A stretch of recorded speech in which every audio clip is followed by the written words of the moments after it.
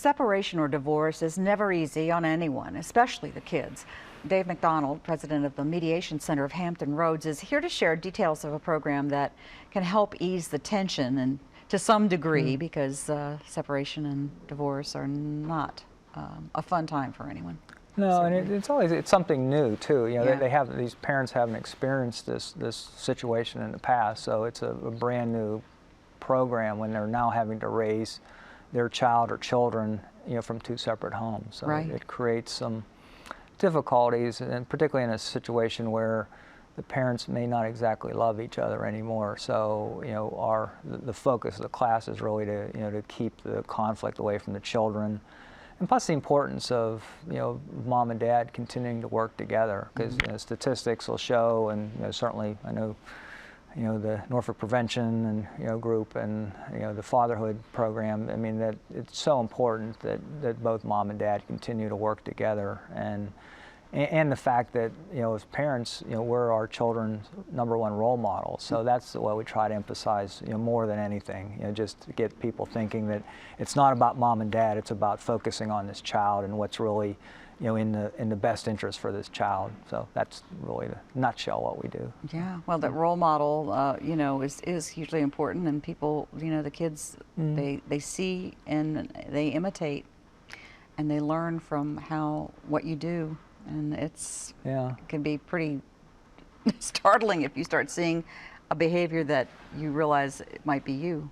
Well, I think more and more, we're learning about from the research about the trauma, how this affects, this situation as a child, whether they're an infant or teenager, how it affects them as they go into adulthood, and just the long-term effects. So that's what we really try to emphasize, that you need to get a grip on this now, because it's going to have an effect on your children, not just now and them being sad, but on down the road. And so that's and just they because they're so angry that they sometimes fail to to understand that, or they're going through their own situation. They're grieving the end of this relationship, and they're really going through some psychological issues that it's hard for them now to focus on their children, because they're also struggling at the same time. So. Well, it's probably like the kid in each of them comes out too. I'm sure they're feeling needy.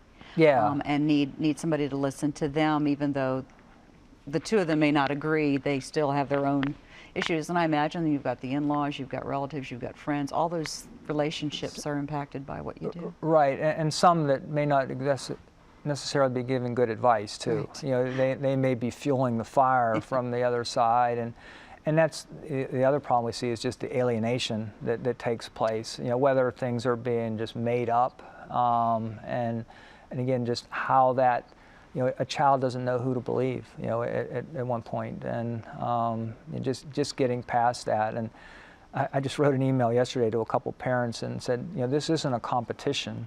You're both on the same team, and you need to guide your business every day, and focusing on what you can do to make your child to be the best human being that they can possibly be, and put every tool in front of them, put a mentor, with them, a good coach, but both be working together. And that's kind of the key, because then they end up having it be a competition, so they're not working together. And for one parent to try to do it all, it's tough. I mean, it's tough. Yeah, it is. And you have to work so hard when you're competing.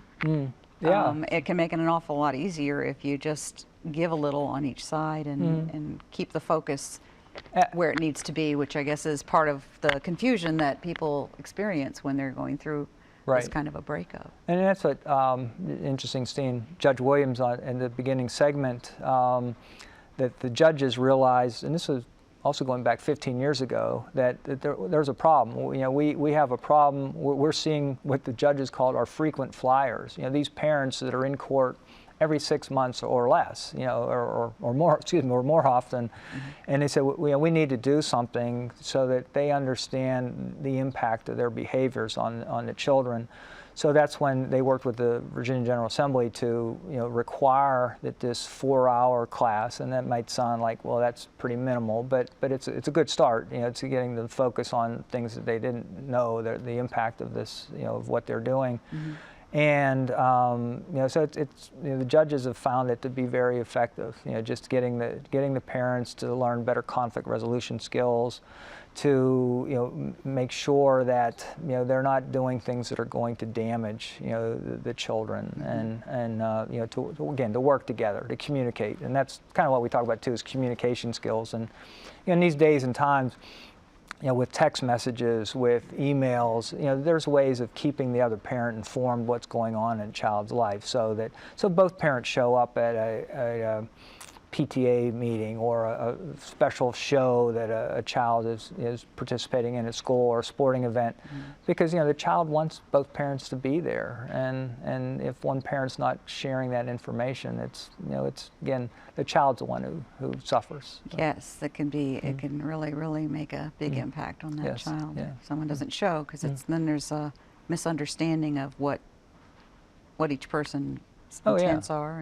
And they'll rely on the child to provide that information, but that shouldn't be the child's responsibility to inform the other parent what's going on. The parent should be communicating directly. So that's one of the things that we try to emphasize, and they're not for the child to send, to deliver the message, because then they're in the middle of all this, and they shouldn't be. I mean, they may think like that they caused this problem and all, but it's not a child's problem. They don't need to be in the center of some battle here. So it's 4-hour class. So is it a classroom or role play, or how does it work? Well, it's interesting. The Virginia Supreme Court, they gave us certain guidelines that any provider has to cover these certain topics. So again, the importance of keeping the conflict away from the children, importance of mom and dad working together, and then us as parents being good role models. But the class is actually therapeutic too.